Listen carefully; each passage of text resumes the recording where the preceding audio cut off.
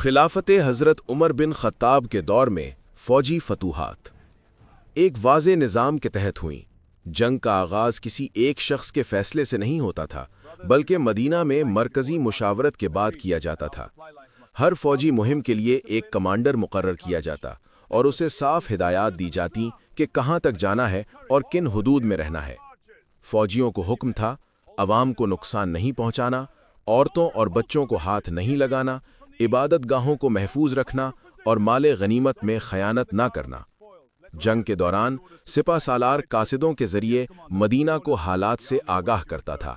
ये कासिद तहरीरी खतूत लेकर जाते, जिनमें फतह, नुकसान और आइंदा सूरत हाल लिखी होती थी। मरकज से जवाब आता, कब पेशकदमी करनी है, कब रुकना है और कहाँ नया इंतज़ाम कायम करना है।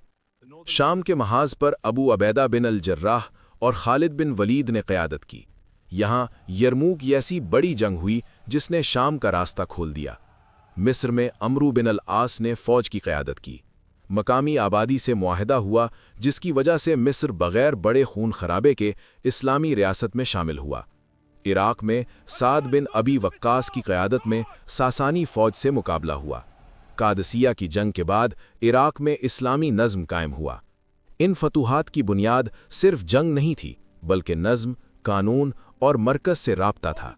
इसी मुनज़्ज़म निज़ाम ने मुख्तसर वक्त में बड़ी सल्तनतों को शिकस्त दी और इस्लामी रियासत को मजबूत किया।